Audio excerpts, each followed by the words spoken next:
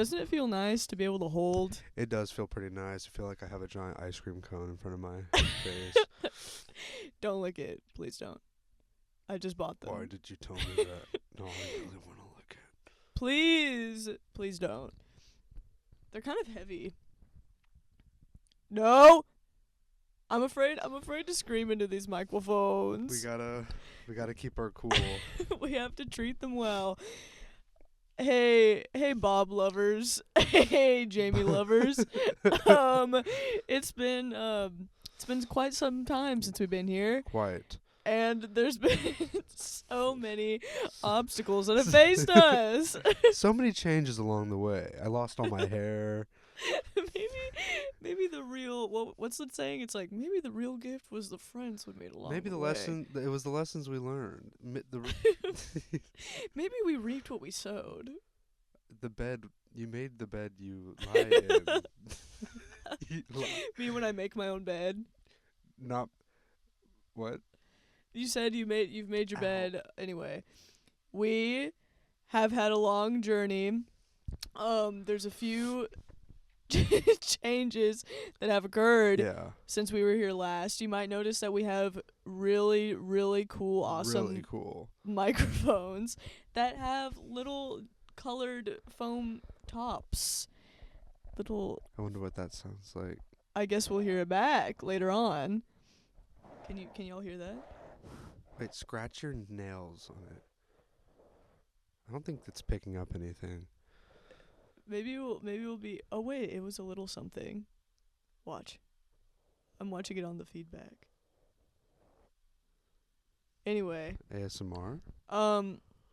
So what befell us? What befell us? Oh. So many things. Well, so we're back. Hey everyone. Hi. We're back. We recorded 2 episodes. So you might be wondering where we went. Well, we did not intend to leave you so. No. We recorded 2 episodes over the break, and then to everyone's chagrin, and poor Nathan. Everyone's chagrin. It's particularly Nathan. Nathan worked so hard. Particularly my chagrin. There were some corruptions, some fatalities, some errors. Government corruption. The Pentagon was involved. There's a third plane. no third plane. There was a third plane. Sorry. I'm sorry. There were some problems, and so we're still in the process of figuring out how to fix those problems. But in the meantime, we have upgraded this podcast with some new microphones, because that was the main problem, was the microphones we were using. Well, I abused my privileges. We blew them out. we blew their backs out. I blew the back out of that teeny weeny microphone, that twink little microphone so bad. I did. It couldn't withstand your level of. Well, the last time we were here was the drunk episode. Right. I think that's what really did it in. Well, like, Nathan edited together a beautiful little highlight reel of all the funny moments from that episode, and like half of them are me screaming into that poor little mic. Right. And so she couldn't handle it, and so the audio was kind of fucked, which was a shame because we'd recorded a couple of really good episodes with a couple of homies, a couple of Bob and friends, a couple of unintroduced characters you haven't met yet. Right. So that is a shame. We're still trying to figure out if we can salvage at least one of them. But in the meantime, here we are with our new improved microphones. Yes. And we have cute little, if you're not watching, tune in, because everyone gets a color. We have little foam colored mic toppers. And everyone will have their own color when they come on the episode. Very cute. Very adorbs. Totes adorbs. Awesome sauce. So, also, a lot has changed since you may have last seen us. A lot. I forget as well that you're bald. The elephant in the room. Oh, you spoiled it. Spoiled it. I already said it. I already said it earlier. I don't know if you caught it, but did you like slip in? You were like, I kind of slipped it in. Yeah. Joe I Biden. said my hair went away. What? Joe Biden. I'm bald. Like he goes, I'm gay. I'm bald. I'm bald. Your hair fell out? My hair ran away. It it found a new home. So I was gonna say you're gonna elaborate on I'm gonna where it yeah, went. yeah, I'm gonna elaborate. Went home to mother. Basically, my scalp. I have some issues with my scalp. I thought you were gonna end it there. My scalp. That's it. My neck, my crack. My scalp and my back. I'm sorry. I'm so sorry. No, I have I don't even know how to pronounce it. It's like sorbic. I don't know how to say Sorbet. it. Some sorbet dermatitis, or like psoriasis. I haven't figured it out because I haven't been to a doctor, but I have self-diagnosed, and I'm pretty sure that is what's going on. So I decided to shave off all my hair so that I could better treat it. We're in the process of treating it now. It's a lot better. I think you can attest to it. It No, does it not looks- look as red and flaky and disgusting as it used to. I would never say that you erred on the side of disgusting. Oh, you didn't see it at its worst though. There were times where it was really bad, and it's all and I didn't really know this, but it's all because of my celiac, and that's what it worked. Oh, really? Yeah, people with celiac disease, they experience like a lot of different types of eczema. A lot of really and cute little side effects. I know, it's great. So Nathan is allergic to gluten. Yep. That's what celiac is, but Yeah. It's an autoimmune disease. It's an autoimmune disease where the cilia in my It's in not my a lifestyle. lower intestine, they cannot accept the gluten protein, and so it erodes my lower intestine, and and that's it's not a lifestyle. it's not Well, it is a lifestyle. well, it's not like, oh, I chose to do this. You were born this way. No, I did. I chose to be have, celiac? I chose to have celiac disease. Pardon me. Thank you. God, pardon there's me. a lot of misconceptions.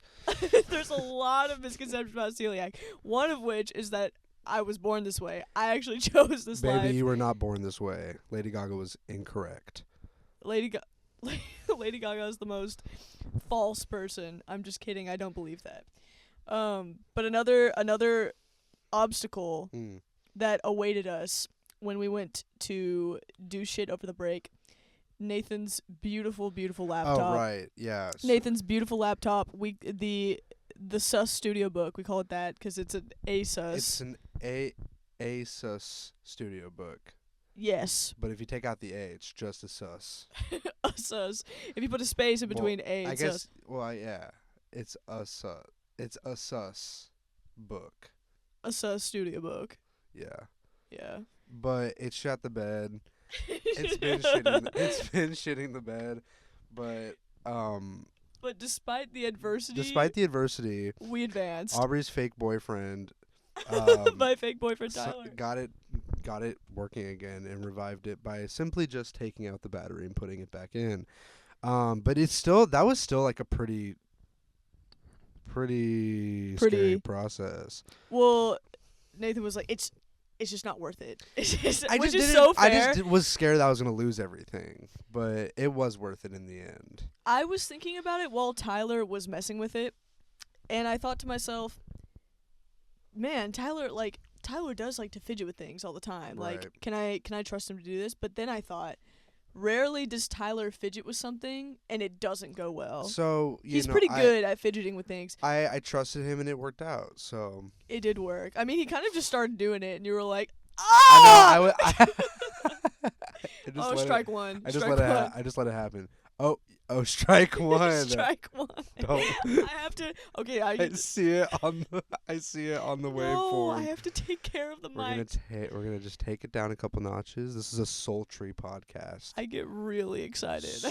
Sultry. Sultry. But I we do got love holding it though. we got her back. We got her back and revived, and she's living and breathing now. She's working right now. She's right back to work, and we love her for it.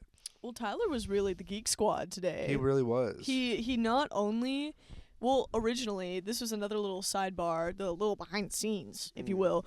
I ordered these two microphones and basically discovered that it was really difficult to record them both on one computer at the same time. And I just I was like, yeah, we can do that, right? Yeah, like I didn't even think about how it was going to work, but But Tyler figured it out.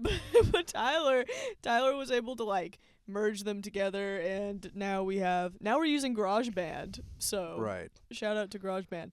But yeah, but nevertheless we persisted and we're back. We persist.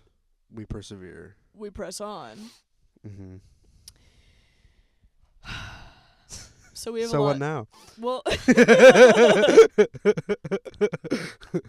the deep sigh was me preparing to pick the piece of media I wanted to talk about first, because that's one thing, is that me and Nathan are constipated. We're backlogged We on have- all Yeah.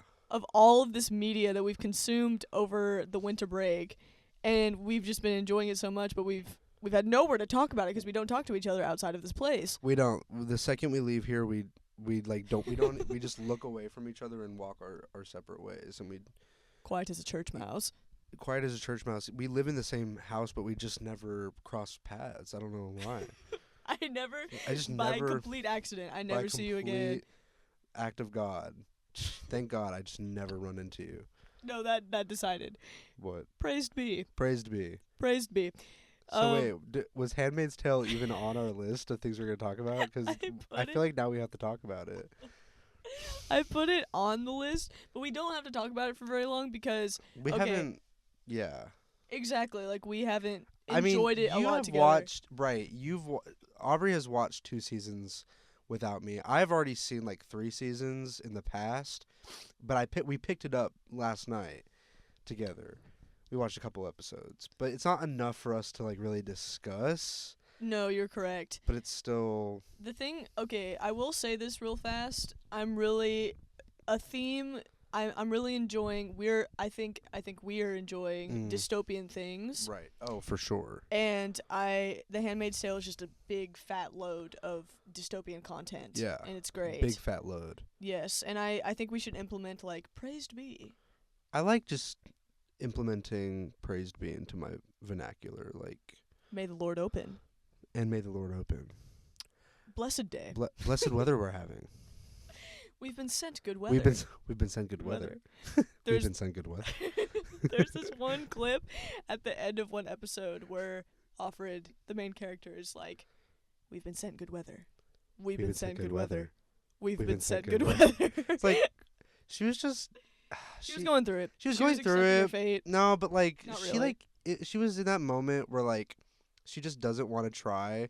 Like I know she was like going through it, but she was just like, I'm just gonna phone it in and I'm just gonna bullshit for the rest. Like, I think I she didn't- was really just trying to get through it. She was and it only like, lasted okay. for like an episode. So I'm like, Then she got back to her badass yeah, exactly. shit. She got right back to her baddie shit. So I don't know. Maybe we'll end The Handmaid's Tale with like where we are in the show, Right. and then we can like return to it later. Maybe. Okay.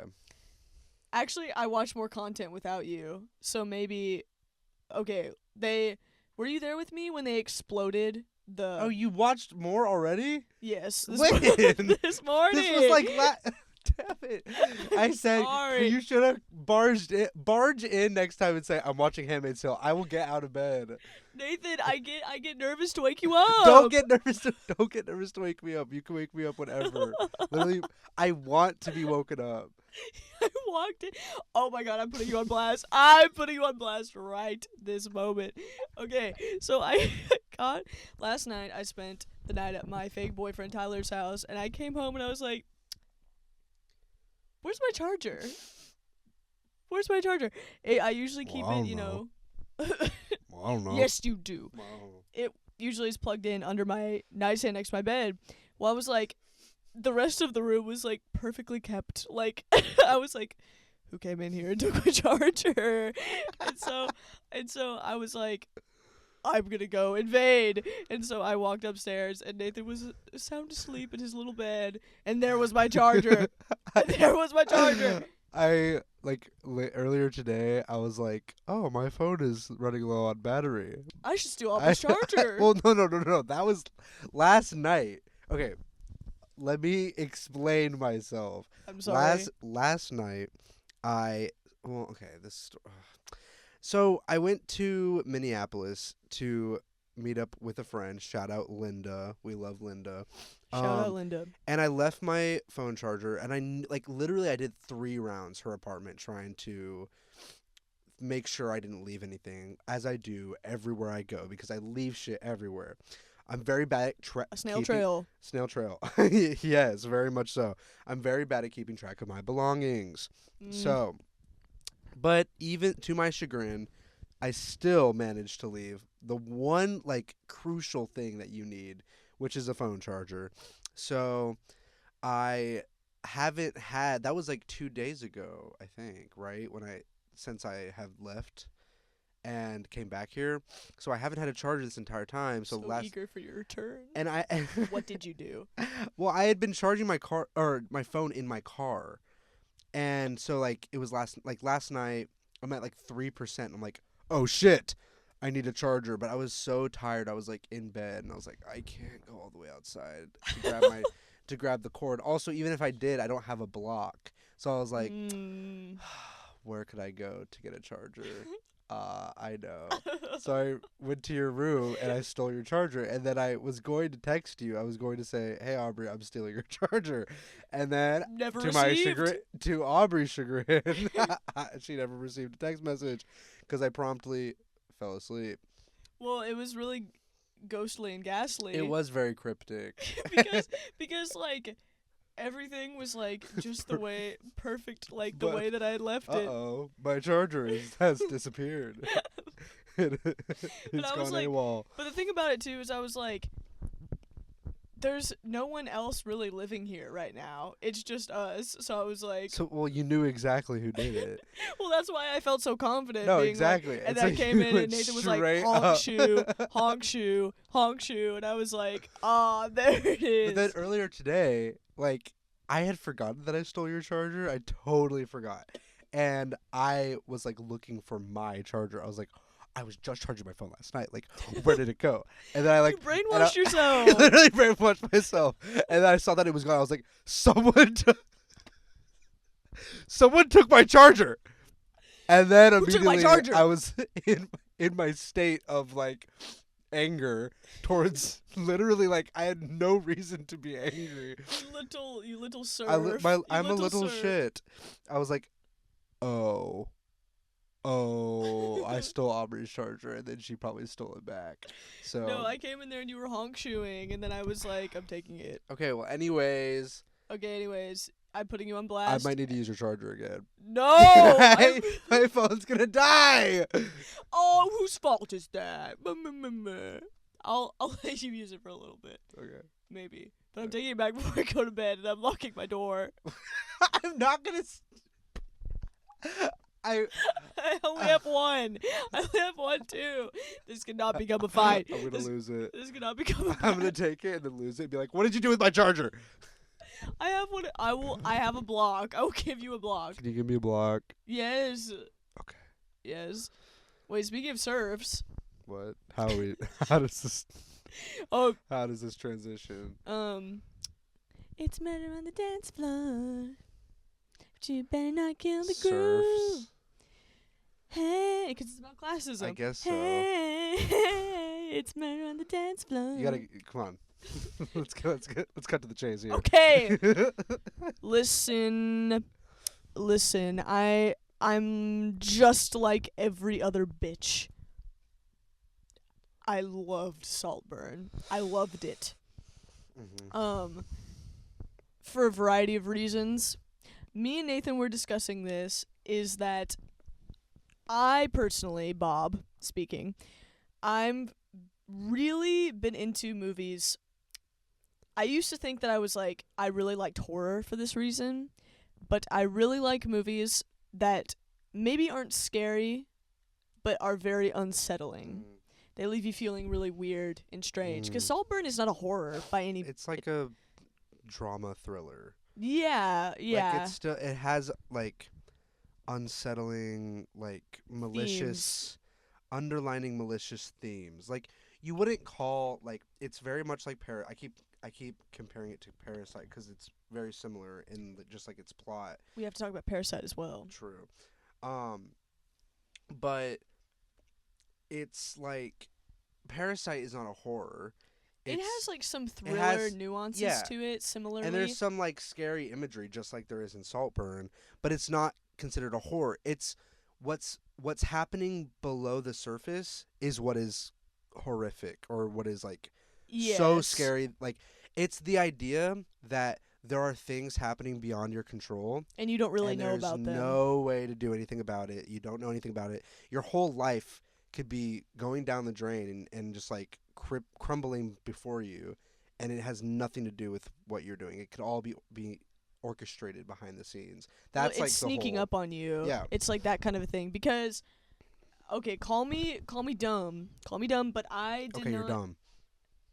Thank you. Yeah, I did invite it. you did. But I did not know spoilers. Spoilers. I didn't know what was going on until the last death in the family when Rosamund Pike's character died. I knew that he was a little freak. But I did not know that he was orchestrating everything until the end. I mean, like, that's how it's supposed to be.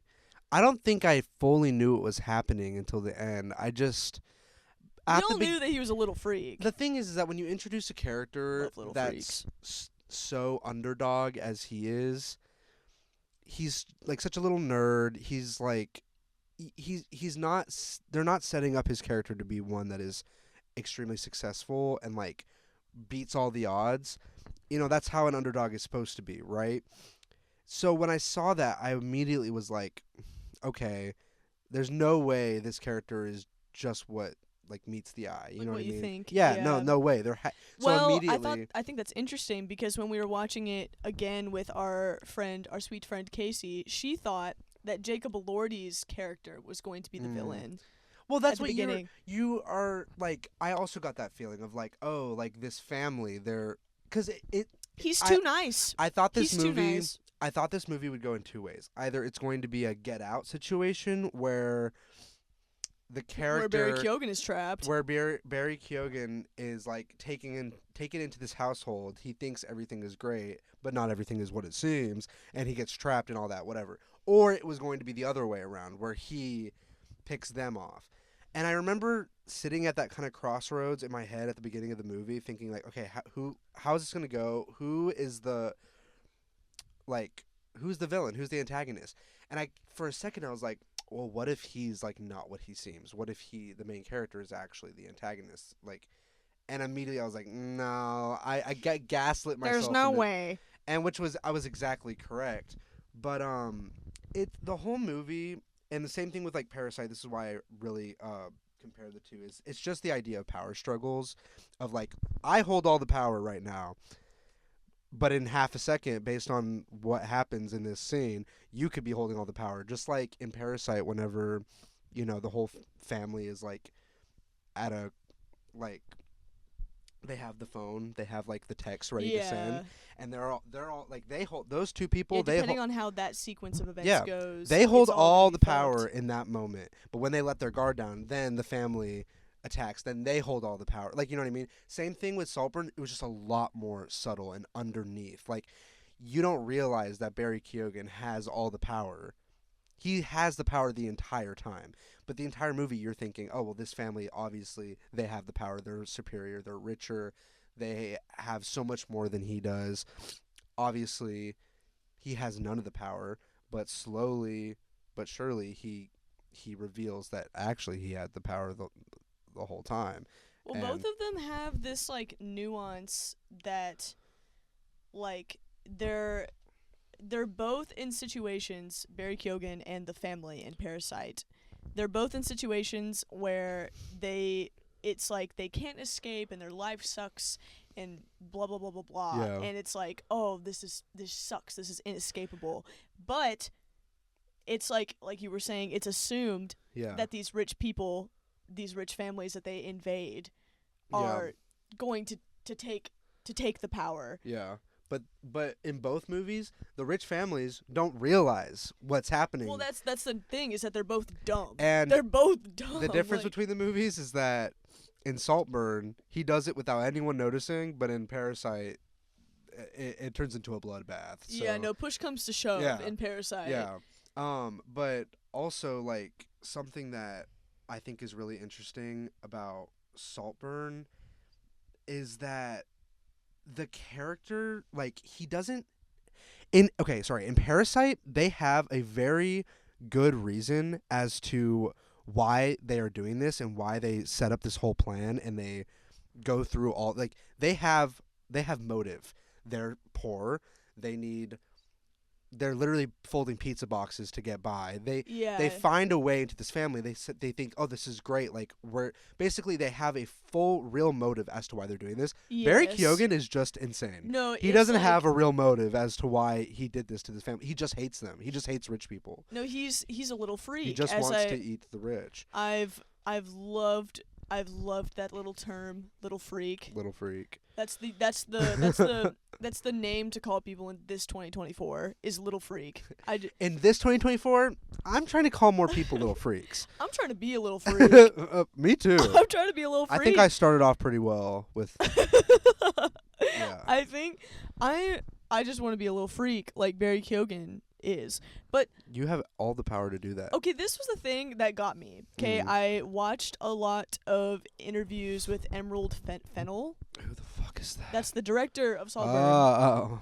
Well, okay, apparently, word on the street is that she originally wanted Timothy Chalamet to play Barry Keoghan's character, and I was like, there is no way that Timothy Chalamet could have been a little freak like Barry Keoghan was. Barry Keoghan was born to be a little freak. He just looked Timothy Chalamet would have just been broody the whole time. Yeah, Timothy Chalamet. He already is like Love in you, Timmy. he's in his pigeonhole. Like, he's in his certain niche of character.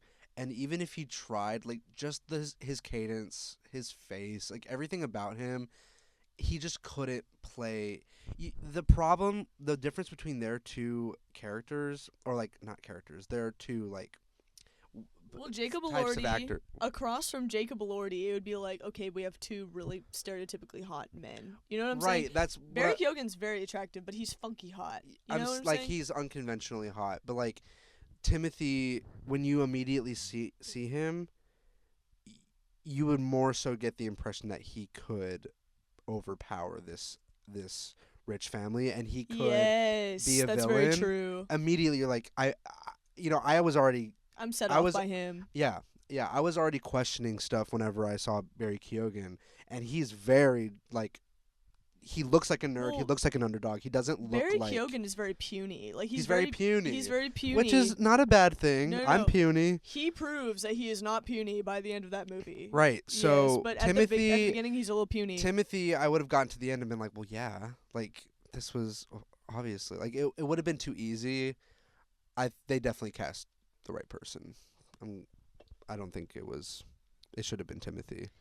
Well, absolutely not, because I think he would have been like Dune, Lady Bird, broody, No, mess he would have just played the thing. same character that he plays in every single role.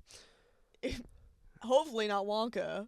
I would love if you brought a little bit of Wonka into. So in this next take, could you like bring some Wonka into it? Like, I don't know if could you tap into Wonka? Noodle, whatever the fuck of the rest of the song I don't is. know what you're talking I'm making about. chocolate. I didn't watch Wonka. So. I think we would get a good giggle out of Wonka if we watched it together. Well, we could have watched it together if you Oh my didn't God! watch it without me. You were not in town. You were not in Bernie at that point. I could have been. You would have driven I would have. Yes. Yes, you know I would have. to see. Okay, well I'll go see Wonka. I would have with you also loved to feel the wind through my bald head on any of the roller coasters at Six Flags. soon. Listen, You know, we didn't have a choice. they're going out of business, right? They're filing for What? bankruptcy. Six Flags. Are you serious? Yep. I think you're saying this to guilt No, trip me. no. I found this out recently. And it crushed my soul. Listen, Nathan is butthurt because understandably, but we were under constraints. We were under constraints because Lindsay and my fake boyfriend Tyler won tickets to Six Flags Fiesta Texas in our beautiful hometown of San Antonio.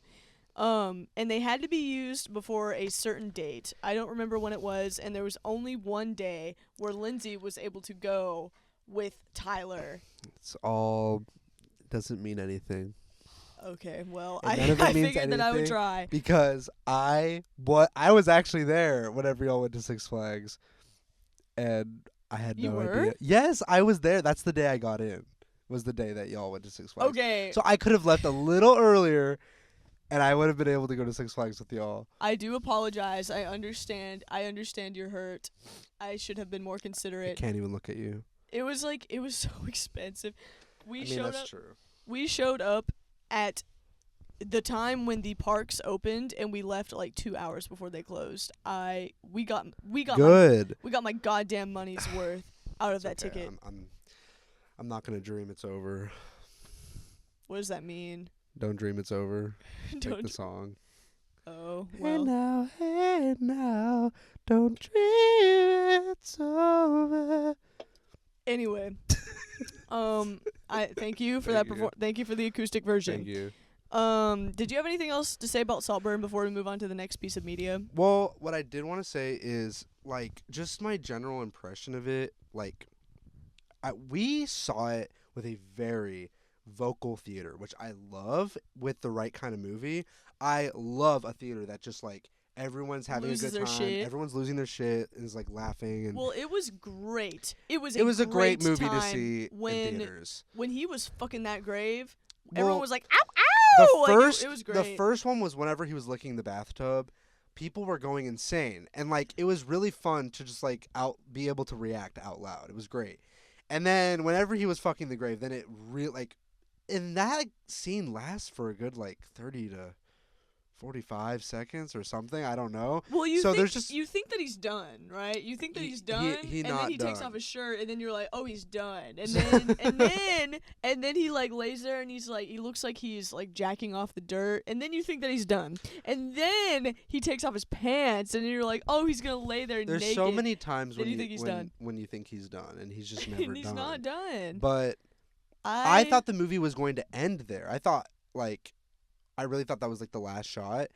And then he started fucking the grave, and my immediate thought was not, like, wow, this movie is pushing boundary. Wow, this is, like, my immediate thought was, I even said it out loud. I said, this is a joke. Like, this is a full-on joke. I was not, I loved when he fucked the grave. I mean, in my opinion, loved when he fucked the grave. in my opinion, when it happened, I was like, this movie is just not taking itself seriously anymore. Like, I really thought it was just like, okay, whatever.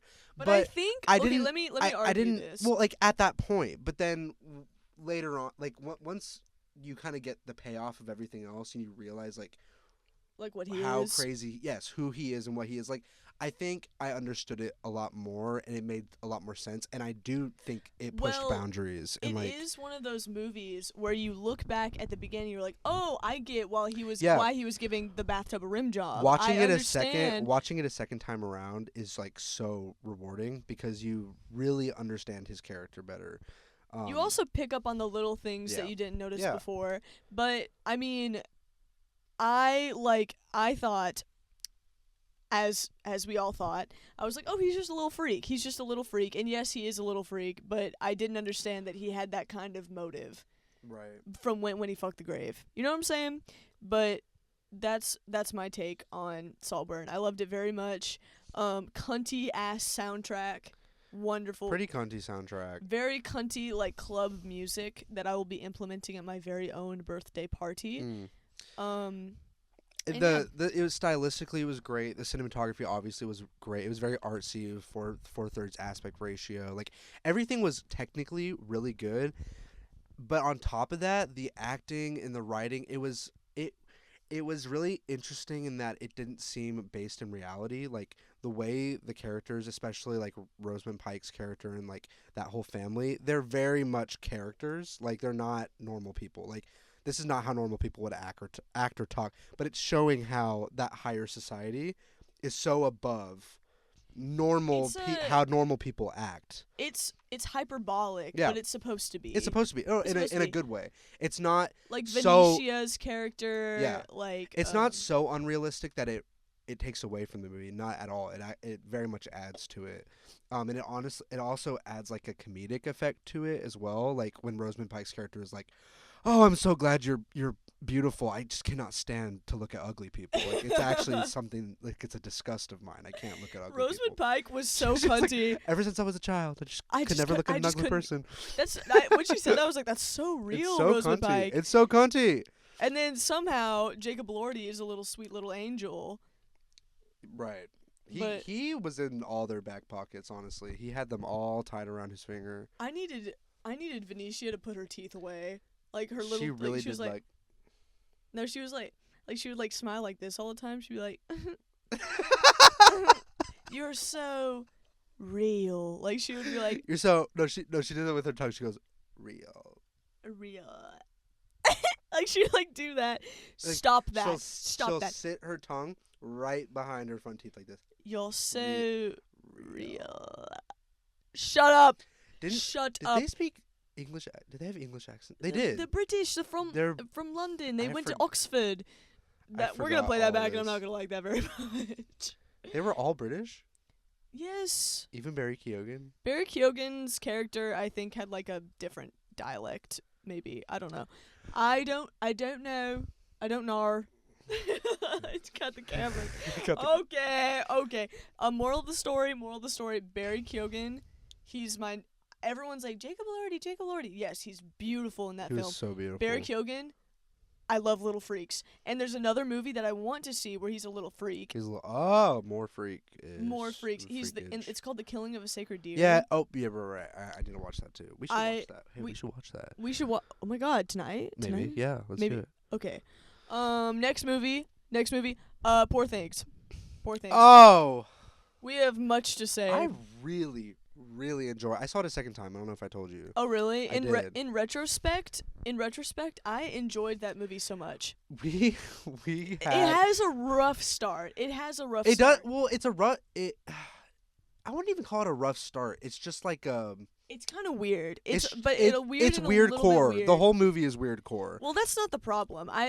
We were discussing this. Is like, okay, for context, if you haven't seen Poor Things yet, Emma Stone's character is like, she's this like Frankenstein of a woman who is put together by Willem Dafoe, who's like a mad scientist. Right, and he But basically whenever she died, and when she died, she was pregnant. He took out the brain of the child she was pregnant with and put it into her head. Yes. So she was reanimated with a new brain. So she had to grow up as a child. So there's this weird thing where she has the body of a woman, but she has the mind of a child. So Mhm. so people are like, she has to act like a baby. She has to act like right, a baby. and so I think it was hard for Emma Stone. Like it was definitely a challenge for her to do that. But something that we like, it was just a moral problem that we had with the movie, or not even problem, just something to discuss, was the fact that she was being sexualized a lot throughout the movie. But mainly what our problem was the fact that she was being sexualized at the point at the when point where- mentally she was Yeah. still definitely a child, because the movie itself has a very like beautiful message. Like, of like she's womanhood. yeah, like she goes out into the world. She's been like she's only lived in Willem Dafoe's like house. Yeah. And so she goes on this grand adventure and she learns the ways of the world on her own. Yeah. Like without any like having grown up in society and like understanding those connotations. Like polite society. She kind of like learns like she's just real because she doesn't know all these things that she should know. Like she doesn't know since she's how normal mentally- people act. Exactly. Like since she's mentally a child, Right. she doesn't understand social cues. And so that's like a big thing Yeah. throughout the movie. Just a side note, the thing that was funny about our viewing of Poor Things was we bought our ticket maybe 5 minutes before 5 or 10 minutes before the show time, and I always do that, and there's never a problem. Well, this time apparently it was like it had just come out, and so all the seats were taken. So me and Aubrey sat right in the front, and I loved it. I loved it. I had a great time. We were I'm glad plotting. you liked it. We were plotting to steal some seats behind us, and then We were- a couple came and sat in them after the And trailers. also, And me and Nathan were like, damn we were it. like, well, we should just take the handicap seats if no one sits in them. Then, like, what? Who cares? Well, someone thought of that first, and they took the handicap seats, like some guy and his girlfriend. No, we were like walking there. We're like, oh, we were like, that- they thought it. They No, got no, it we're like first. that. Those monsters taking the handicap spots, and then we were like, "Oh my god, why would they do that?"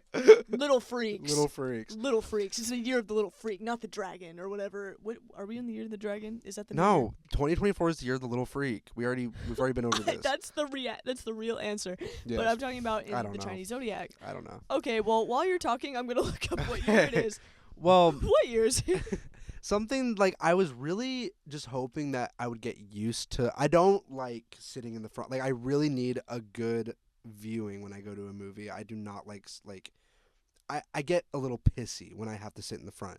So I was a little pissy, but at a certain point I was like, I have to get used to this. Like there's no way I don't. It is the year of the dragon. It is the year of the dragon. I'm crazy. I don't. crazy. I was like, at a certain point I have to get used to this. Like there's no way it's gonna feel like this disorienting the entire time. And that's a crazy movie to watch. I like, know. In the front I know row. because the lens they use a lot of fisheye lenses and a lot of wide lenses that kind of curve the edges of things in the shot. And so in a way it was better because I think if you're sitting up close-ups are going to be harder to like read because you have a whole face to read like right in front of you, and it's like if you have a close up on someone, I feel like the fact that this movie had a lot of like really wide, like very grandiose shots, I feel like it was better because like not saying us sitting close was better, it just wasn't as bad because there's already so much like I can track where the character is walking, but we were sitting so close that it was really disorienting, and like at a certain point I was like, it was like 2 hours into the movie and I was like, I have not gotten used to this. Like the entire time I'm watching, I have this feeling in the back of my head, like, why is it so hard to follow things? Like, why is it so hard to like see where they're at? Oh, it's because I'm so goddamn close to the screen, I can't even see. Well, it's because like where we were positioned, Emma Stone was like kissing us. Like Yeah, we it were was so pretty- close to Emma Stone, and but I oh my god, like okay, I think in truth, I think I would have liked that movie artistically a lot less if they didn't ever switch to color. A lot of the movie, I like that they did it a lot in black and white. And you know what, we pointed this out, but the second time around, I realized the second it does switch to color, it's whenever she has sex for the first time. Oh, Which is kind of like, that's a really interesting like yeah, way of I liked that. I liked that. that is interesting. That like her in like it was all black and white because she's seemingly a child and she's seeing the world through her pure child. Like everything is black and white. Everything is so like easy, right? There's a stark But- contrast right. between everything. But when she does the banging, when she does the furious jumping, as she The says, furious jumping. She- Yes. everything's in color. So it's like her entering womanhood. Everything is so much more complex. Everything is so much More different. Yeah. subjective. Yeah, when you're Yeah. living in one place for your entire life, it can be easy to see the world as black and white, right? So it was a really beautiful way of portraying that, and I'm glad the whole movie wasn't in black and white. That's a great way of saying that. Yeah. I didn't think about it that way. But yeah, was no, I thought Beautiful in color. Like I just remember like the second they showed the first color shot, I was like, oh, so I remember pretty. we were saying like the color grading in that movie So is good. so nice. Yeah. Like it looks great, but I think that maybe it wasn't intentionally a feminist movie, but I think that it was. I think it was a very like I think it was intentional. I I think so. I think it's like pretty fair to say, but I Yeah. think it was a really like like the point of feminist movies is not to be subtle, but Mhm. I think it was a very subtly done Mm-hmm. feminist movie where you don't have to say anything. She does not have to say like, "Oh, I'm discovering that like women have this role in the world." Yeah. She's just the whole story is her organically discovering Witnessing that. it. Yeah. And that's what it is, and it's like, oh, me as a woman, I was like, oh, Yeah. I guess I never really thought about it that way, because it's never, I've never had that stark experience of experiencing womanhood Yeah. like for the first time. Like I've gradually adjusted into adulthood. Not her though. She just jumps into it jumps and into she's it. like, "Oh, why are things the way that they And are?" Something that, like, I remember when me and Aiden, which is a longtime friend of ours, um, something that Aiden pointed out, or we were just discussing it, and he was like, well, I think the movie tried to tackle a lot of themes, and I wish they would have, like, honed in on, like, a deep, like, one theme and really gone deep with it. And I agreed to that in some aspect, but we both have said this, that it's hard to do that when the whole movie is about someone experiencing everything for the For the first time. first time, How can yeah. you only have one I mean, there is one overarching theme, and that's just womanhood and, like, the experience of womanhood. But I think it's hard. It is nice when you have one, like, very coherent through line that it has a setup and payoff. And I didn't really feel a satisfying payoff with, like, any themes that she had, like, started out with in the beginning and then ended with. I didn't see that, but I didn't think I didn't need that, because really by the end of it, she sees the world for what it is and she's ready to take it on. And another thing that Aiden was saying is that, like, well, there's not enough, like, she's not he had a problem with the fact that, like, she's not really doing anything, like, she wants to make the world a better place, but what is she doing to do that? And I was like, well, she's studying to become a doctor, so, like, wouldn't that be how she makes the world a better place? Well, she doesn't even understand like how the world operates. Yeah. So in order to like do that, You have to learn she's like first. trying to figure out how to Yeah. how it operates. Like that whole I really liked that whole like it's separated into arcs. Like it's separated into different like sections where she visits different places.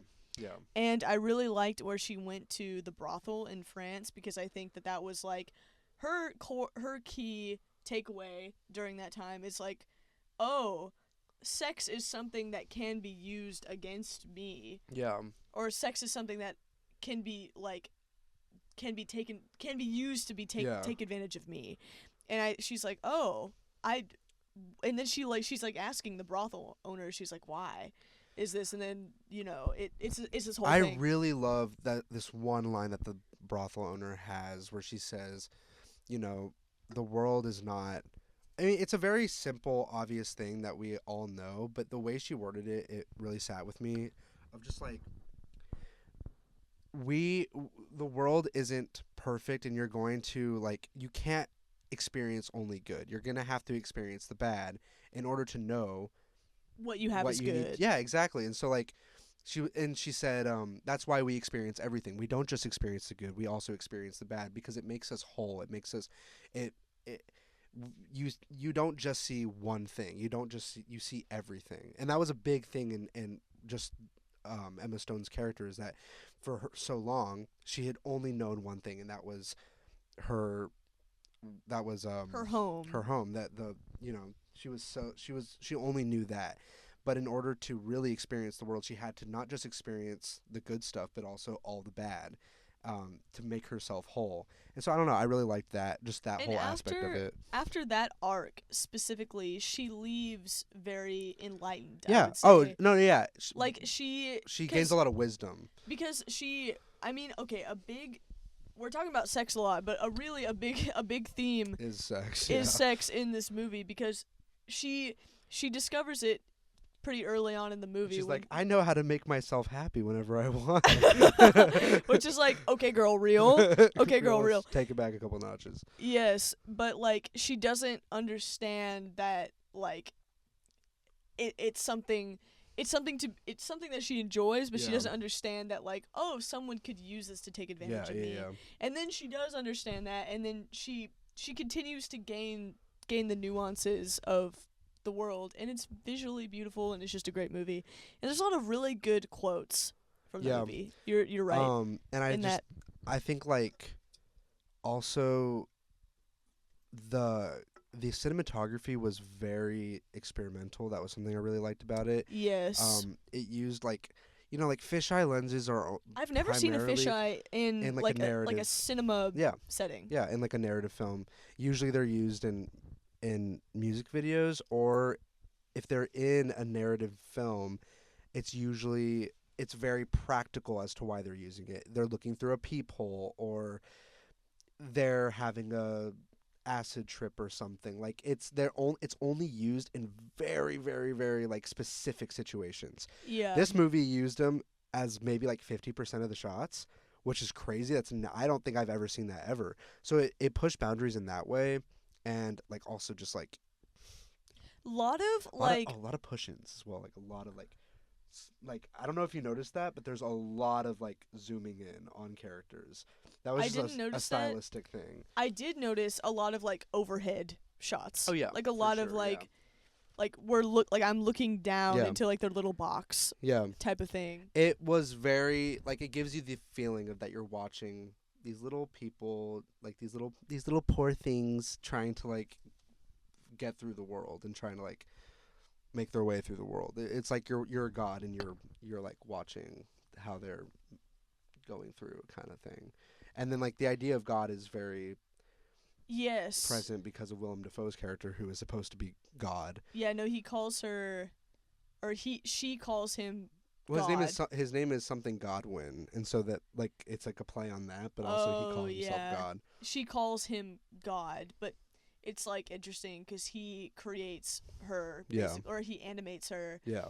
and that's a whole thing. But my only like I thought it was just a little. Oh, we never talked about like the beginning, and like she has the mind of a child, but she discovers masturbation basically, And like and it's kind of a weird moment. It's like, all right, what's the ethics because of like this? obviously if this was a real child that we were watching on screen, Right. which like technically it is because we're watching We're we're watching the watching it- brain of we're a child. yeah, we're watching an adult portray a child, or a baby, like rather. literally. Yeah. So if we were to see that in real, like if we were to see a child portray that, that would obviously be a no-no. That would be totally against, like, no way.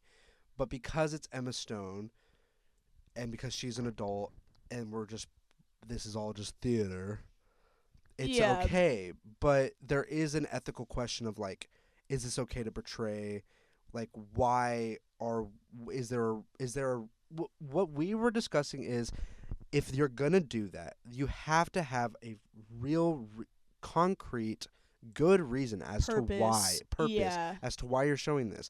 And I do think that this movie does Yes, end I up agree. paying off on that. Because me and Nathan had this long discussion after we left Poor Things.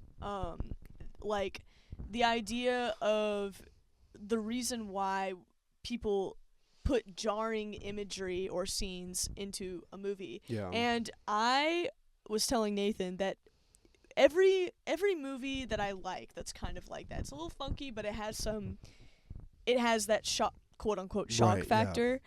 I've never felt like I can tell when it's like, okay, you're doing this just to do this. Yeah. But when something like that is it's leading you towards a conclusion, that always, I've never been like, oh, I wish Yeah. I didn't see that. It has been critical to me in understanding the outcome or the Right. purpose And or whatever it is. I also think that there is an inherent purpose in not every case, but some cases of pushing these boundaries and like doing these things that may be taboo or like against the mainstream of like how we make movies, what we portray in our movies. And there are always going to be boundaries that we push and new frontiers that people are trying to explore as filmmakers, and I respect that. It really does come down to like intentionality and like why you're doing it. Do you have a purpose? And that purpose can be to push boundaries. It can be to, well, this hasn't been portrayed in this way before, and it may be taboo, but is there anything inherently wrong with it? That's a really hard question to ask, because when it comes down to morality and ethics, we don't have all the answers. There's no one overarching truth to everything, so it's hard to know where to draw that line and when to draw it, and it's hard when it comes down to art as well. Art is so subjective that who's to say what is right and what's wrong? I mean, obviously we know we have a pretty standard moral compass that says, yes, watching children masturbate is not a thing that we want to do or want to portray in a movie. So I do think that there is something to finding that loophole or finding that pushing that boundary to still tell the story you want to tell without being too jarring or without crossing or that moral right. compass, you know. Like, rather than maybe it's more like that had to happen. That had to happen because it did we have had to. because It we did. had to see where she was going to end up, Yeah. and we wouldn't have understood that unless we saw her at the It's beginning. it's also an inherent part of growing up. And if this is a movie about someone growing up, it's a very strange way of going about it, but it's necessary because it's a part of life. It's a part of growth. So, yes, I do think it was like inherently necessary. It just gets to a point where it's like what is right and what's wrong to portray in movies. Well, I was reflecting on this. Also, while I'm saying this, I have no idea how to tell on the audio how far we are. I know. I kind of know, but based off of, I think we're about like 50? 50 to an hour. Dab on the haters. Dab on the haters. After I finish this little quotey quote, we can start the segment. I was reflecting on the fact, like, I used to say that I do love horror. I do love scary movies, but I think I really liked the shock factor of horror, but then I started, like, I was pretty like, oh, this is all, like, pretty, like, it's a grab. You know what I'm saying? It's like, it's shock value. Like, yeah, exactly. Like, this is not, like, we're pushing the boundaries of it's filmmaking. hard. And so I It's was hard. like, because the horror that I love is stuff like Hereditary Yeah. and Midsommar and, you know, all of those kinds of movies, but those are very, like, not those movies have purpose to me. Horror for so long has been a very surface level medium of art because it's just like, ooh, The scary. purpose has been to be scary. It's just to be scary. Nothing more than that. And so it's hard, I think, it's a lot for a lot of artists that want to do horror. It's hard for them to do it in an artful way to where it's actually saying something, there's a purpose to it, and it has meaning. Not everything has to have meaning. It can be scary to be scary. But it better be really fucking scary if you're going to just, you know what I mean? The reason why Ari Aster's movies like Hereditary and Midsommar resonate with so many people is because it's not just scary to be scary. It's scary on its own, and it has so much depth and meaning to it, and it hits you in a very visceral, guttural way. In order to be a good horror artist, you need to know what makes people, like, really terrified. Not even just terrified, but like sick to their stomach, and you have to be twisted in order to like come up with those things. And I think that, like, you have to understand not what will just make people terrified for a moment, but what will make people terrified. We'll sit with them. We'll sit with them for a like long 3 days, time. maybe a couple days, where you just cannot get that image out of your head. Like, that is what is a hallmark of a good horror artist. And a lot of horror movies just don't do that because it's all based on jump scares and cheap scares that effects that will draw the a good horror movie makes you scared without showing you one single thing. It makes you scared through the atmosphere, through the tension and the build up and the anticipation. Like, we do not have to talk about this, but I want to throw in another movie like Skinamarink, for example. I don't know if you ever watched that one. I never watched Skinamarink. That movie is so, I think, scary because we never actually see anything scary. The problem. We never see the demon that is lurking around these two children. We just know that it's there and that it's somewhere in the dark, and like that feeling, that is what is an artful way of portraying horror, because that is most times that you feel horror in your real life, it's because of the unknown. It's because of things that you can't explain, you can't understand. It's things that are beyond your control. That's another big theme in Ari Aster movies, is that these things are way beyond the character's control. They have no idea that these things are, just like what we said in Parasite and Saltburn, these things, they are out of the characters. Things are happening outside of your mind's eye. And you will never understand, and you can't do anything about it. Nothing you can do about it. That is a terrifying thing. Yeah. And if you can tap into that or something like that, I think that's how you do horror in a good way. Um, Well, yeah, I mean, like, the truth is that things can be scary in, like, a number of different ways. Yeah. It doesn't just have to be visually but terrifying. most horror is just like visually terrifying, Well, or just yes, like but what I'm saying is, like, jarring. things like Skinamarink, that's not visually No, terrifying. and it's also very It's very, like, based on the atmosphere. Yeah. You're scared of what could be. it's not conventional whatsoever. But like conventional horror, it's just gotten so cheap to the point where it's like people don't take it seriously. And Well, you can make horror into a formula similarly, like you can make rom-coms Yeah, into a formula. yeah. You can make sitcoms into a formula. but it's There is something that will, like, sell, I guess. horror. I think out of all of them has become one of the cheapest forms of that, because it's really easy to just have something pop out and scare someone, because that's the easiest way to scare someone. If you're gonna make a horror movie, the purpose of the horror movie is to scare someone, and if you're gonna scare someone, what's the easiest way to scare someone? Have something pop out of a closet or under, you know what I mean? Like Freddy Fazbear. so, Freddy Fazbear. so like I think it's it's so easy to like not really scare an audience, but like Well, it's easy to scare me. I think a lot of people are pretty easily just like Like, I mean, quote unquote scared, but to it's really not. It's not easy to, like, terrify Yeah, me. to really but it's pretty easy to scare me. to really like hit it where it's personal, or where it's like real. semi-permanent. Yeah. yeah. So I think Beau is Afraid. I don't even know if you can even call Beau is Afraid, like, horror. it's like a psychological. It's Vibe. a psychological psychological horror. vibe. It's a psychological vibe. It's a psychological vibe, schizophrenia moment. Okay, listen, we'll stop talking. I'm just gonna say, Beau's Afraid got a bad rap.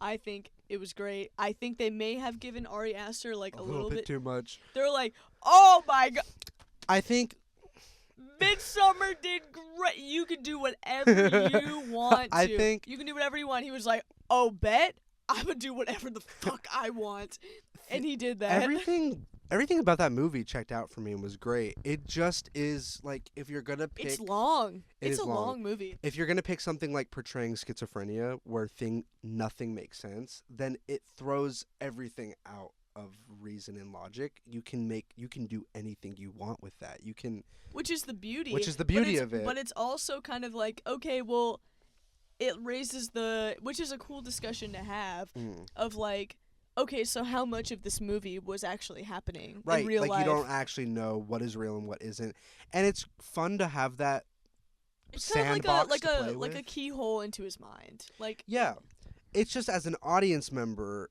it's hard to follow. It's hard to digest. It's not an easy thing to watch as just like a general audience.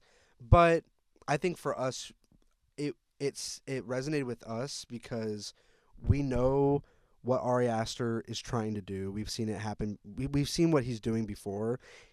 He just had such a large sandbox to play in for this one, that he just did everything Yes. he wanted to do, and it just kind of takes a little bit more like opening your mind and kind of just like seeing the fact that not everything has to make sense. He's portraying something for a reason. well, I got really mad like a third of the way into the movie. I was like, I don't really understand where this is going.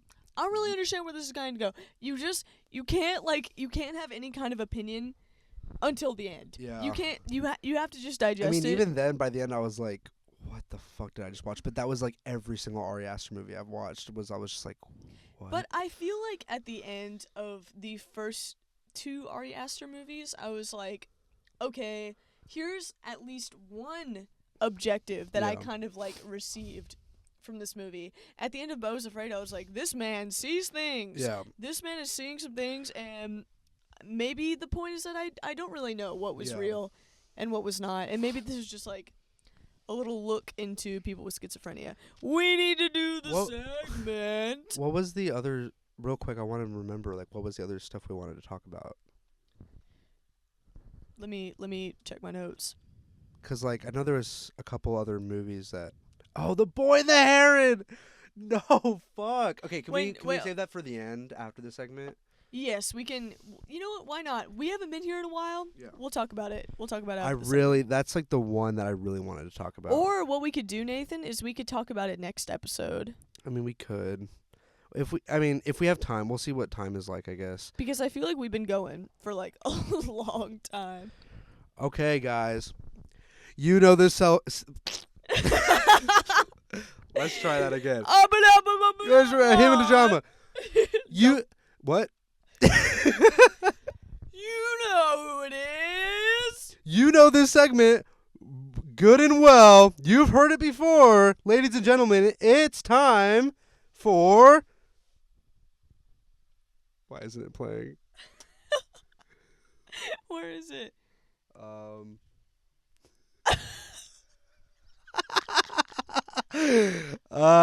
Where's the sting? Hold for technical difficulties. Nathaniel. What? I don't know. What has happened to should they or should they not do something? Oh no. Well, panic mode. Panic mode. do you want to try it again or? Maybe we should just insert it here instead of playing it out loud. Okay, we have to like get the timing right. Get ready. Okay, we're gonna be silent. Wait. No, I I was mouthing it. I would have started by saying it's time for. Oh, okay. Right? It's time for. Should they or should they not do drag? That's right, ladies and gentlemen. Welcome back to Should They or Should They Not Do Drag. I don't know why it wasn't playing. Why does this happen? Bartholomew, it's okay. It happens every so once in a while. Whatever, Major Loser. Okay, guys, so... I was helping you. You stole my charger. Quiet. Enough. It's time for Should They or Should They Not Do Drag? My sweet Nathan has prepared something for me. Animal Crossing Villager Edition. Okay. All right. So here I need you to close your eyes. Well, listen. Okay, I'm turning away, but while Nathan is pulling up the subject matter, I don't play Animal Crossing. I have a tent on Nathan's island. Nathan made me a tent on his island graciously. But Nathan is presenting to me some villagers, and we're gonna decide collectively if they should do drag. But this is my first impression. Right. You know. I am a longtime Animal Crossing fan, fanatic. Hamma jambalaya. I have played the game in every rendition that has come out. Well, not every single one, but like the Nintendo DS, 3DS, Wii. Every time there's a new console, they come out with a new Animal Crossing game. It's wonderful. Well, my mom bought me City Folk, and I was like, "This is boring." You fucker! I'm sorry. I probably wouldn't. I probably could get into it now. It's a great game. No, I'm For sure. people who I'm don't sure. know what Animal Crossing is, get out of your fucking rock and live in the real world. Out of your rock. Yeah, come out of your rock and live in the real world, please. Okay. It's about you literally just live on a little island, a little place, and you catch bugs and you catch fish and you build a home. You pay your mortgage and you make things. You make this house a home. You make this house a home. You decorate shit. It's just the most fun. Okay, so today I'm gonna take Aubrey through some of the villagers that are some of my faves, and also just some of the ones that I think would either not be able to do drag or the ones that have it that can do drag, okay? First up. Listen, this is first impression, so you can't get mad. I'm not going to get mad. You can't get mad if there's someone that you like and I'm like, no, they can't do drag. Just hold your horses, okay? First things first, we got No. Al. No. He can't. Okay, well, I need you to explain to me. He doesn't. Okay, listen. Just because you look very traditionally masculine does not mean that you are not in touch with your feminine side. But he looks like he is tone deaf. Look at his pose. He looks like he's about to fight me. He's doing like he's coming up to me at the bar and he's saying, rah, rah, rah, rah, rah. That's what what he's doing. No, he should not do drag. Next. Wait, but like you're not even giving him a chance. No. Okay, he can't do drag. He comes into the room. You say you don't got it, sweetie. Next. He does not. Okay, do you think that he would not be toxic about it? Like, oh, he looks like he would make gay jokes. Like he'd be like, "Oh, that's gay." He looks like he would say that. Yeah. Ah! I'm not disagreeing with you. Yes, he should not do drag. Okay, next. Yeah. Be careful. Be careful now. Is that Bob? This is my in-game boyfriend, so you best be careful. Wait, is that Bob? That's Bob. But I'm also Bob. So you're treading on thin ice. Well, did you hear me? I said yes. Okay. Because, well, okay, I think, okay, I'm not, okay, this is not a commentary on what I think their personalities are like. He looks I want you to guess, like, what kind of personality. They all have different personalities. he definitely looks like he's like, yeah, this bitch is gonna fuck me. You know what I'm saying? Yeah, well, yeah. That's why he's my boyfriend. Step off my boyfriend. Do you want my opinion or do you not? Yeah. Okay. He looks like he would gaslight me. He looks like Timothy Chalamet's character in Lady Bird. Okay. You know? Bob is a little more, like, He's mischievous looking. unaware. I don't think he's smart enough. Similar to the real life Bob. I don't think he's smart enough to formulate such plans. Such plans. Such plans as, what's his name? Keoghan? Barry Keoghan. He's not a Barry Keoghan type. He's not a Timothy Chalamet type just because he's not devious enough. Bob is more like, I want to sit on the couch and eat potato chips and Potato chips. And he likes bugs. As do I. Okay.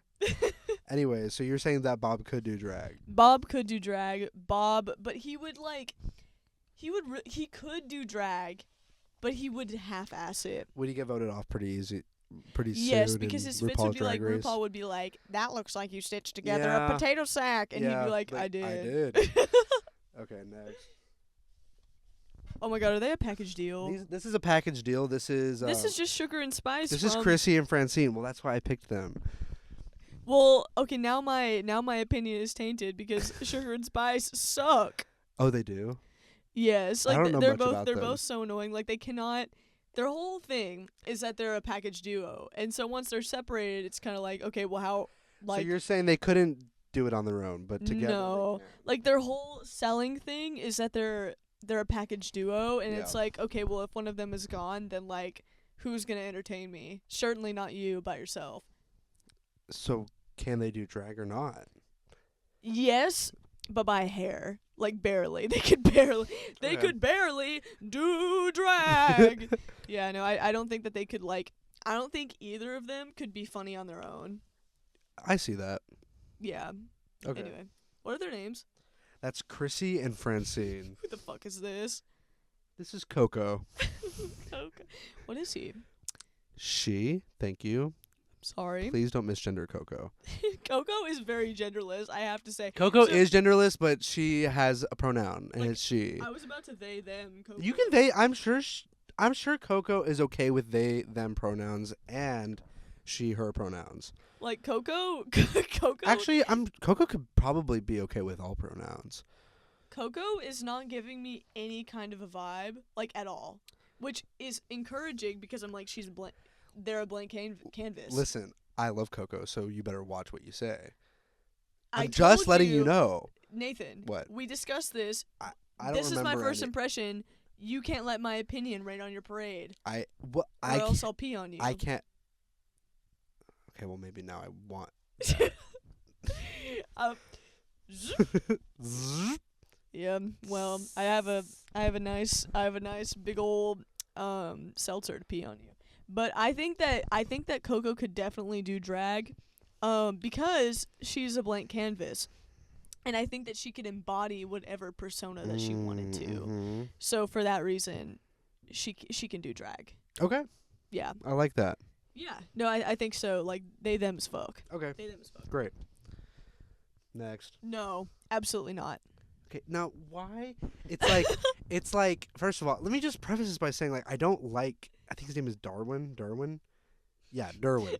I don't like Derwin. He Derwin? gives me bad vibes. But why are you judging a book by its cover? I mean, you don't see the potential at all. No, because oh man, there's a person from our lives that I know. Oh no, I almost said it, but I was like, never mind. I won't say that. we could bleep it out in post, but I don't want to bleep we it out. uh, We already know who we're talking about. This it's the same ghastly vibe. duck has the same vibe of someone that we know from our past. He looks like an incel. He looks like he would make gay jokes. It's the same vibe. He's not like so masculine in the way that Al was his name? Yeah. Okay, Derwin over here. Derwin is like Barry Derwin, Keoghan at the beginning of Saltburn. that's what I was thinking. And then okay, Barry He Keoghan- could be a little freak though. He could be a little freak. Yes, but like not in a good way. Like Not in a good way. I think he would say a lot of problematic things, and he'd be like, "Why are y'all so sensitive? Why are y'all so sensitive?" Like I think He that would sound like that. yes, that's what I'm saying. Like I think that he would get offended. Like I can't say anything anymore. Oh, huh? you like men? Oh. Oh, okay. What you like me? Do you? Oh, so do you think I'm attractive? Do you like me? That's really gross. the person who thinks that gay people are attracted to every single man. Yeah. That would be him. Okay. So you don't think he could do drag at all in any capacity? There's no way that he would be willing, let alone the capabilities. Like that man is as stiff as a board. He could not dance. He'd be like, I'm not putting on lipstick.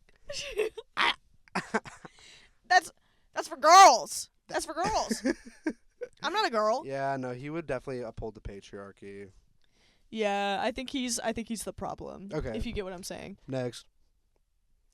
Oh, Miss Tiffany. Oh my god. I knew you would love Tiffany. Oh my god. Okay, Tiffany, I'm assuming is she her.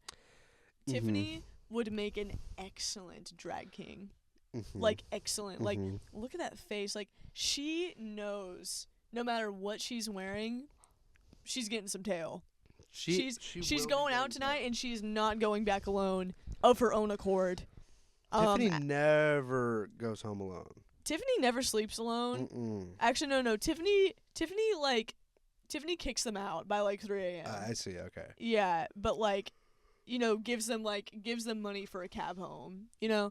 Because she has the money. Yeah, she has the money from her really successful drag king career Mm-mm. that she's doing. Mm. I absolutely Tiffany can do drag.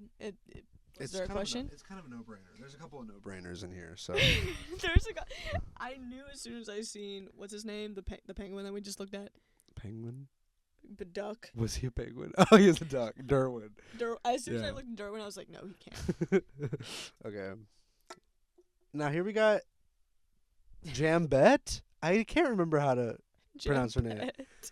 It's also no brainer. Like Jambette couldn't be stopped if we tried. Jambette is giving me Nicki Minaj vibes. No, you know what Jambette is? Jambette is high heels on my titties. Don't Go stay in Gabbana. That's on my titties. Yeah, no, she's very that. I totally fumbled that. You fumbled the bag. Well, it's okay because I picked it up. Okay, but fine. no, Jambette, like with those lips, like Mhm. there's absolutely no way. And she looks very loving. I think that she's like, She looks like Oh, she would make sugar? you. Yeah, she looks oh like sugar, I knew you were gay. You know? she'd be like, "Oh, we know." She would make you like homemade biscuits or something, like something. You didn't even have to tell me. Now here's a whole plate of biscuits that I made for you.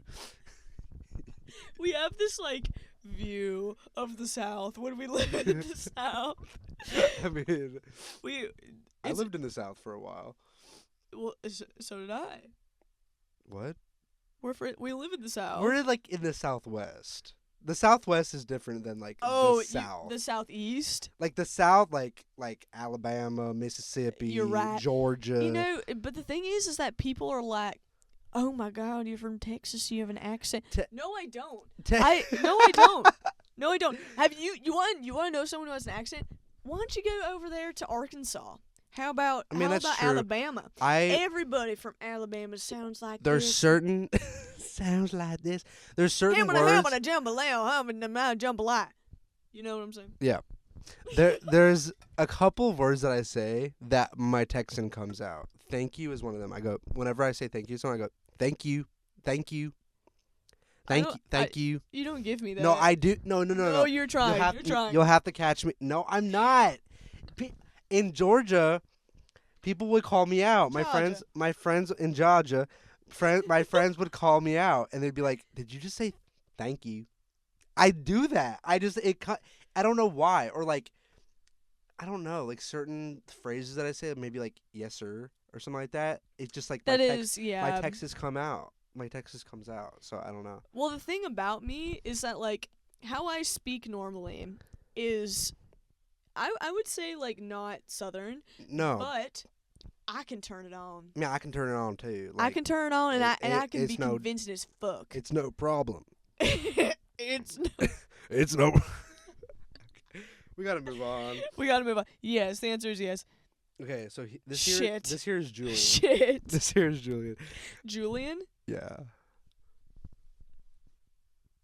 Isn't she in drag right now? Like, well, look at her glam. it's actually he goes by he him, but when he's in drag, then I it's knew she. it was a he Yeah, him. yeah, I yeah. knew it was a he him. That's what I thought. No, don't even like that toga, them lashes. They're in drag. That's the not eyeshadow. fair. No, I know. It was kind of a no-brainer. They're in drag. So, Yeah, no, I mean they clearly do drag. Yes. Who am I to say no? But absolutely. Who would you be to say no? I don't know. Good. I don't know. Next. Not Julian. Oh, this Okay. No. fucker. No, you see, like you're writing them off too easy. Nathan, that's the beauty of this. Is No, I don't know them like you. Think I about. don't know No, them I like don't you. know who Beardo is. Okay. I don't know who Beardo is. I don't Nathan, I like think that him. Nathan- I don't enjoy Beardo. Look at his fucking pubes. Okay, but listen. I'm pube shaving him. Look at him and tell me that you cannot see him as a campy queen. The only thing about him that is giving camp is his lashes. But the curls on the side of his face, No. his pubes, his mustache. He looks like he would tell some hearty hard jokes at the Thanksgiving Okay, table. sure, but like I think you're just writing him off too quick. Like, look at those luscious lashes. That's the beauty of this, Nathan, is that I don't No, I think you think he's hot, and that's why I don't. I think you think he's No, hot. Yes, no, yes. no, I'm putting you on blast. that's not true. You think he's hot? When have I ever had a problem with like saying that an older hairy man is hot? I have never had a problem with that. That's Now so true. Beardo here, I do not find any part of him attractive.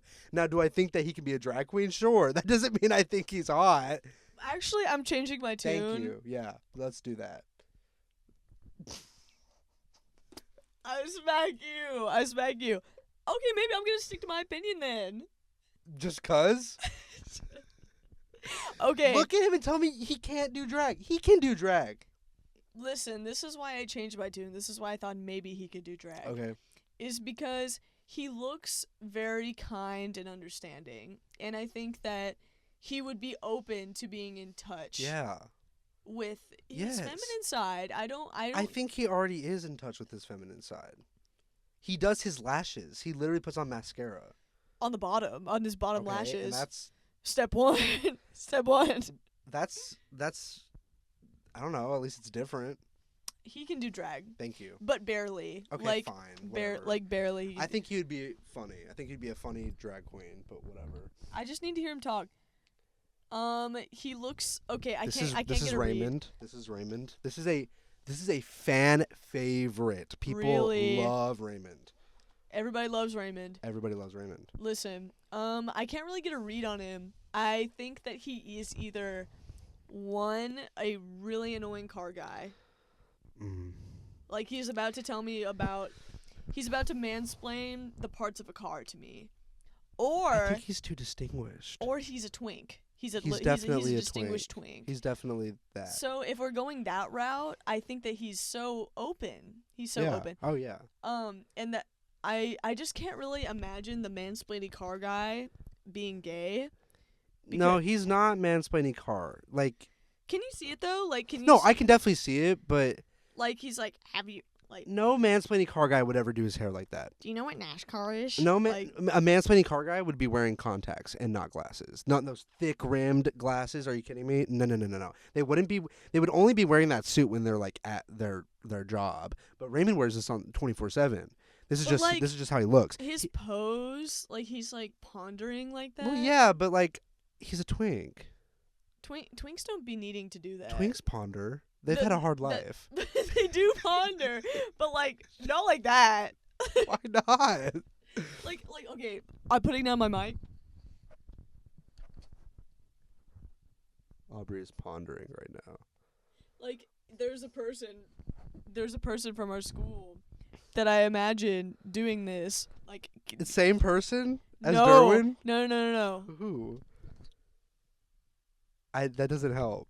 It's okay. Okay, there's a person that I'm like envisioning when I'm saying this. Can you give me a hint? No. No? I've already said too much. Like it's so palpable. How would I? No, it's not palpable enough because I can't figure it out. Okay, well anyway, but like annoying car guy that's gonna mansplain to me. Oh. You Okay. get what I'm saying? Yes. Okay. No shade. No, actually, no shade to this person. No, absolutely no shade. actually no shade to this I was gonna person. say this person is not this way, Yeah, but like, no. But like the vibe is there. but like it's like pipeline. It's like Yeah, pipeline to the bad vibe. Yeah. But do you get what I'm saying? I think okay, Sure. we're gonna go twink route. I think he could do drag Okay. because I think he's well kept. Yeah. I think he's exactly. well groomed. Like he has a good fit. I think that he could. Thank you. Now these last ones are just kind of like I just really wanted to show you these villagers. So I we've just already, really wanted to show you wanted you to show you my favorite villagers. villagers. Listen. We've already gotten through 10, so I just really wanted to show you Marina. I think Marina obviously can do drag, but I think Marina would be like I don't think she would want to. I mean, she definitely could. But I think that she would just like to enjoy drag. I think she would enjoy drag. I think that she I would. think she would just like to enjoy drag. I think thought she you would- would enjoy her as just. I kind of want to be her. Do you Yeah, think? she's pretty great. You could be her if you really tried. I think she could do drag, but I think she would enjoy drag mostly. Yeah, she would like to sit and watch it and sip on her wine and not stay. I don't think she likes competition. I don't think she likes it. I think that she would just like she'd be like. I think maybe she'd be a little too shy. I think she would just be a little too nervous, and Yeah, like that's just a okay. little too nervous. Let's see. Oh, this is Stitches. Stitches. Stitches is one of my I faves. love the design of Stitches. Yeah, he's great. I think Stitches. Okay, I think Stitches. What? I think Stitches can definitely do drag. Stitches looks a little off the rails. Like Stitches is a little off the rails. Like, I think Stitches does Stitches- not have his life together. Do you remember from Tokyo Ghoul Juzo? Like with the little Stitchy. He has little Yes. stitches. Yeah. That's him. That you're so right. That's him. Like he's kind of like, like wild card. Like is he? When Stitches walks into the room, it's like, oh, guy, everyone, put your phones away. Put all your belongings away. We don't know what Stitches is gonna do. Like you don't know when Stitches pulls up to the function if he's just there to have like a drink or if he's there to Or like if he's knife there you. to like wreak havoc. Yeah, or if he's there no. to like kill you. So you know what I'm I saying? think he could definitely do drag for that reason. no, he's definitely campy. Oh yeah. Like it's Yeah. undoubted, but it is a little bit frightening. He's to a think little about. bit. He's just a little bit scary. Okay, I think this is the last one. This is He this is Marshall. Marshall is like another one of these. Like it could go two ways. Marshall is either like a very like skeptical gay man, like he's very like, Very inquisitive. oh really, girl? You think? Oh that? yeah, no, he's very like- he's very the sarcastic gay. Yes. He's the sarcastic. You know what I'm gay. talking about? Yes. Okay. Or he's like I hate I women. hate everyone. I hate women. he's like an incel again. Like Yeah. he has I hate females. yeah. Females. He has like a couple Reddit tabs open. He's got like a like a Discord like you know. Yes. He His Twitter is always popping. He's always tweeting shit, even though no one's listening. He's really angry at no one that he's Yeah. met. But he but looks he like can serve. no, like I wish that like this person that I'm talking about would take that energy and like he can channel it no, somewhere he else. can cunt though. Like you see it in his eyes. He No, can no, no. cunt. He's capable, Yeah. but like, will he? Well, You okay. know? Yeah. I think that if he's like the skeptical gay, I think he's like, "Pff, okay, but like, okay, You think he's too Okay. good for it? he might be. Like, I was Mm. gonna say, just because he's a skeptical gay does not make him adept for drag. That's very true. You know, like I think he might be. I think he might be above it all. And that's real. I think it's real. Well, that's all of He the. does look like a skeptical He gay. does. He looks like he's judging everyone, and rightfully so. He looks like he saw a passerby's outfit that he did not He's like, like. I don't know about that. Oh my god. Okay, well, this concludes. Wait, do you want to try and play the segment and see if it works? It's not gonna work. Oh. We can try. Oh, BB. I don't know. It's not working. I don't know. What? I don't know. We're just gonna forget it. But what? We're gonna insert it here. Yes, this concludes our segment. Oh, Our segment of Should they or should they not do drag?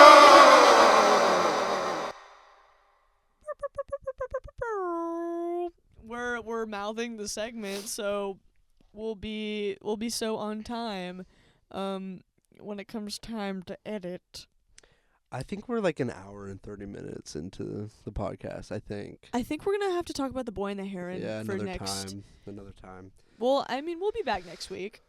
Yeah. We'll be back next week around this time. Yeah. I've really enjoyed the new mics. I do really enjoy talking into this mic. It I feels feel right. got a good grip to it. I was a little shy at the beginning of this episode. I was I think it's so adorable when you do that. Okay, Oh, you don't want to see me. You don't want to see me at night. girl, for some reason that made me think of that one shot from Parasite. The one that we were like, "Oh, that's going to keep me up for weeks." We gotta pull it up.